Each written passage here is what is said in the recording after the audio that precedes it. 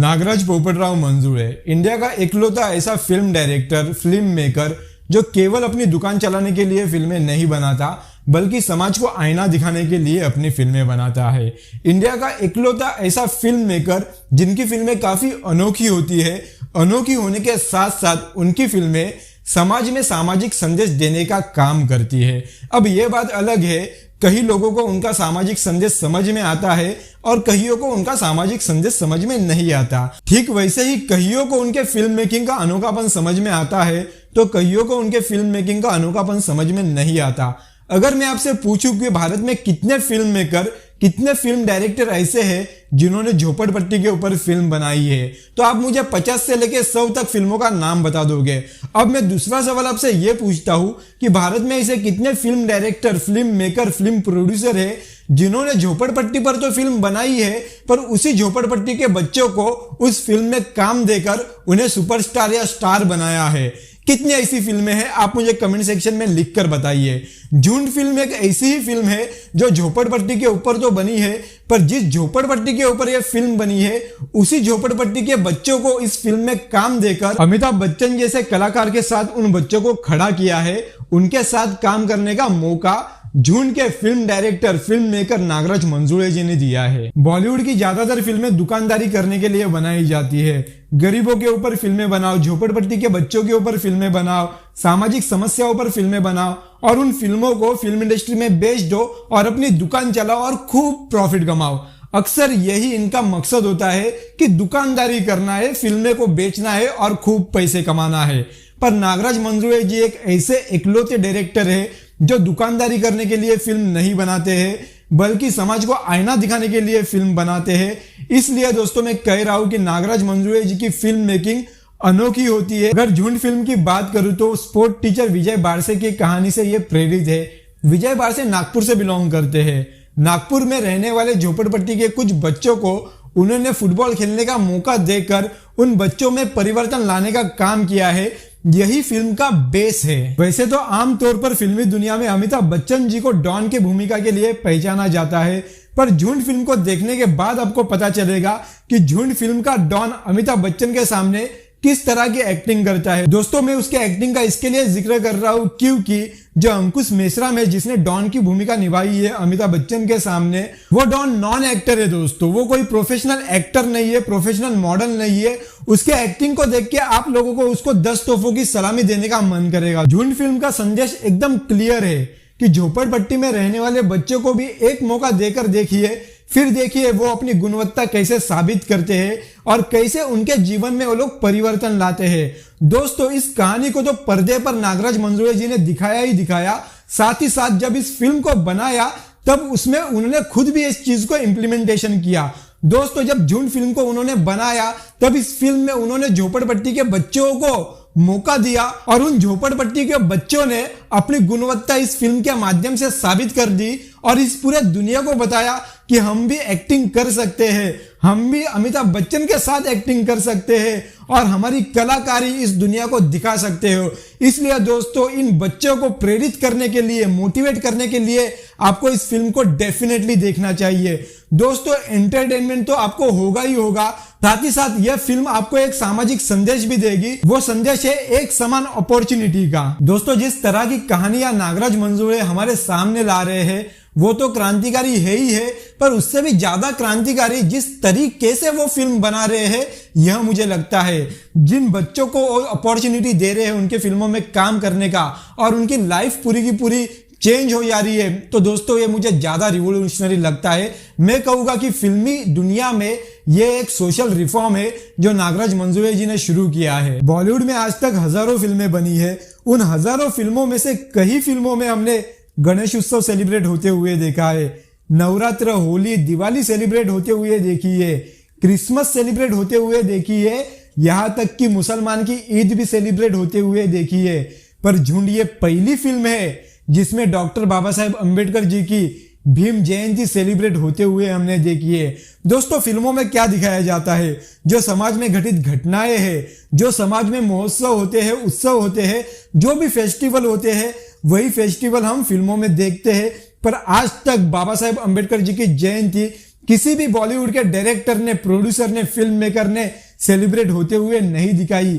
क्या हम लोग समाज का हिस्सा नहीं है? आज तक हमको बॉलीवुड ने यही बताने की कोशिश की कि आप लोग समाज का हिस्सा नहीं हो, आप लोगों के लिए हम लोग दुकानदारी नहीं करेंगे, आप लोगों की डिमांड नहीं है। यही बताने की कोशिश बॉलीवुड के फिल्म मेकर ने की है। पर नागराज मंजुळे एक पहले फिल्म मेकर है, पहले डायरेक्टर है जिन्होंने दुकानदारी ना करके समाज को आईना दिखाने का काम किया है, समाज को बताने का काम किया है कि समाज में भीम जयंती भी सेलिब्रेट होती है। जिस तरह से ईद सेलिब्रेट होती है, क्रिसमस सेलिब्रेट होती है, दिवाली सेलिब्रेट होती है, उसी तरह से भीम जयंती भी सेलिब्रेट होती है। यह बात नागराज मंजुळे जी ने फिल्म के माध्यम से इस समाज को बताया है और हम भी इसी समाज का हिस्सा है।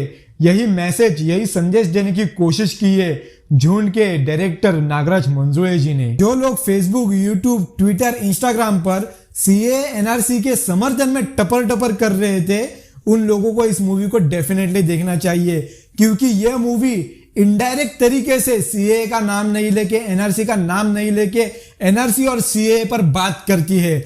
दोस्तों, जब एनआरसी और सीए इस देश में लागू हो जाएगा तब इस देश के आदिवासियों की हालत क्या होगी, यह संदेश इस मूवी के माध्यम से आप लोगों को दिया गया है। अब आप में से कई लोग होंगे जो मुझे पूछोगे कि यह कहानी तो विजय बारसे की है, विजय बारसे की कहानी कब घटित हुई थी और यह एनआरसी और सीए का बिल कब पारित हुआ था, क्या बात कर रहे हो ये। तो दोस्तों, इस फिल्म को आप लोग देखिए, तब आपको समझ में आएगा कि यह फिल्म सीए और एनआरसी पर भी बात करती है, इनडायरेक्ट वे में बात करती है। भले ही यह कहानी विजय बारसे की पुरानी कहानी हो, पर यह फिल्म आज के स्थिति पर भी बात करती है, इसलिए आपको इस फिल्म को डेफिनेटली देखना चाहिए। यह फिल्म डिग्निटी ऑफ इंडिविजुअल की बात करती है। जब किसी इंसान को बार बार बेइज्जत होना होता है और बेइज्जत होने के बाद उसकी जो फीलिंग्स होती है, उस फीलिंग्स को ये आपके सामने रखती है। फिर वो इंसान चाहे गरीब हो या अमीर हो या झोपड़पट्टी में रहने वाला ही क्यों ना हो, जब उसको बेइज्जत होना पड़ता है तब उसकी फीलिंग्स क्या होती है। डिग्निटी ऑफ इंडिविजुअल की इस फिल्म में बात की गई है। जब किसी बिगड़े हुए इंसान को, नासमझ इंसान को मौका दिया जाता है तो किस प्रकार उस इंसान में भी परिवर्तन होता है, यही बात आपको झुंड फिल्म के माध्यम से देखने मिलेगी। दोस्तों, मुझे एक सीन याद आ रहा है, जब झोपड़पट्टी के बच्चों की फुटबॉल की मैच होती है तब उन पर पहले ही आरोप लगाया होता है कि इनमें डिसिप्लिन नहीं होती, ये लोग तो कचरा फैलाते हैं, और हकीकत में वहां पर कचरा फैल जाता है, उस ग्राउंड में कचरा फैल जाता है और उस ग्राउंड का कचरा इस झोपड़पट्टी के बच्चे खुद सफा करके अमिताभ बच्चन जी को कहते हैं कि नेक्स्ट टाइम ये नहीं होगा, इसकी जिम्मेदारी हम खुद लेते हैं। दोस्तों, मुझे 6 दिसंबर की याद आ रही है। जब हम लोग चैत्य भूमि पर 6 दिसंबर को जाया करते थे तो अक्सर मुंबई के लोग, जो दादर में रहने वाले लोग, वो हम पे आरोप लगाया करते थे कि ये जय भीम वाले लोग यहाँ पर आकर कचरा फैला देते हैं। तो उस कचरे को 7 दिसंबर को हम लोग खुद होकर साफ करते थे, क्योंकि हम पर आरोप लगाने वाले लोगों को हम लोग बताना चाहते थे कि भाई हम लोग ये कचरा नहीं कर रहे हैं, क्योंकि बाबा साहेब अंबेडकर जी को नमन करने के लिए, ट्रिब्यूट करने के लिए पूरे इंडिया से लोग आ रहे हैं और कचरा इसलिए हो रहा है क्योंकि बीएमसी द्वारा यहाँ पर कुछ फैसिलिटी नहीं दी जा रही है, गवर्नमेंट के द्वारा हमें कुछ फैसिलिटी नहीं दी जा रही है। तो जो लोग बिस्किट खाते थे, उस बिस्किट का जो रैपर है वो रास्ते पर ही फेंक देते थे। तो उस रैपर को सफा करने का काम, उस रास्ते को सफा करने का काम हम अंबेडकरवादी लोग 7 दिसंबर को किया करते थे। तो यही सीन मुझे इस झुंड फिल्म को देखकर याद आया, जब उस ग्राउंड में फुटबॉल की मैचेस होती है और उस मैच को देखने के लिए बहुत सारे लोग झोपड़पट्टी के आते हैं और उस ग्राउंड में जब कचरा होता है तो उसका आरोप उन झोपड़पट्टियों के बच्चों पर लगा दिया जाता है और तब झोपड़पट्टी के बच्चे खुद इनिशिएटिव लेकर कचरा ना हो इसकी खबरदारी लेते हैं। तो दोस्तों, इस तरह की बहुत सारी यादें या बहुत सारी चीजें आप खुद इस फिल्म से रिलेट कर सकते हो। इसलिए दोस्तों, इस फिल्म को आपको डेफिनेटली देखना चाहिए, क्योंकि यह फिल्म आपको समाज का आईना दिखाती है। जब कोई मुसलमान अपने औरत को 3 बार तलाक तलाक तलाक बोल दे तो उसे तलाक माना जाता है, पर यही चीज अगर औरत ने कर दी, औरत ने बोल दिया 3 बार तलाक तलाक तलाक, तो उसे तलाक माना जाएगा या नहीं, वो अनुभव आपको इस फिल्म में देखने को मिलेगा। सिर्फ मुसलमानों के तलाक की बात ना कर कर बाबा साहेब अंबेडकर की जयंती मनाने वाले लोग भी किस प्रकार अलग अलग विचारों में बटे हुए हैं, यह बात भी आपको इस फिल्म में देखने मिलेगी। अमीरों के बच्चों के ख्वाब कैसे होते हैं और गरीब और मिडिल क्लास बच्चों के ख्वाब कैसे होते हैं,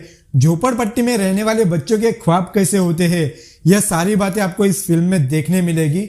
डिजिटल इंडिया में आदिवासी लोगों का क्या स्थान है, यह आपको इस फिल्म में देखने को मिलेगा। दोस्तों ये फिल्म बड़ी सिंपल है।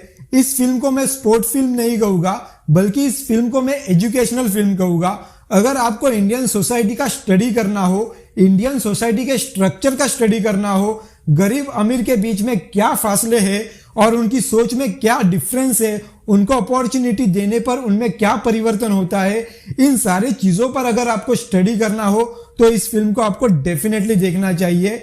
भारत के समाज को अगर आपको जानना हो, जो मार्जिनलाइज सेक्शन में रहते हैं उनकी लाइफस्टाइल को अगर आपको जानना हो तो आपको इस फिल्म को डेफिनेटली देखना चाहिए। अगर आप इस फिल्म को एक स्पोर्ट्स फिल्म के तरह देखते हो, अगर इस फिल्म को आप लोग एक फुटबॉल की फिल्म समझते हो और फुटबॉल की मैच का आनंद लेने के लिए इस फिल्म को देखने के लिए जाते हो, तो आपकी डिसअपॉइंटमेंट होना निश्चित है। इस फिल्म में एंटरटेनमेंट डेफिनेटली है, पर एंटरटेनमेंट के साथ यह फिल्म सामाजिक संदेश देने का काम करती है। अगर आप लोग इंडिया को जानने की कोशिश करना चाहते हो, इंडियन सोसाइटी के स्ट्रक्चर को जानने की कोशिश करना चाहते हो, तो आपको इस फिल्म को डेफिनेटली देखना चाहिए। आज के वीडियो में इतना ही। वीडियो में दी गई जानकारी अगर आपको पसंद आई हो तो इस वीडियो को लाइक और शेयर करना मत भूलिए। अगर आप हमारे चैनल पे पहली बार आए हो तो लाल कलर का सब्सक्राइब बटन दबाकर बाजू में बेल आइकन पे ऑल पे प्रेस कीजिए, ताकि आने वाले समय में आपको इसी तरह की जानकारी भरी वीडियो मिलती रहे। मिलते हैं नेक्स्ट वीडियो में, तब तक के लिए जय भीम, नमो बुद्धाय।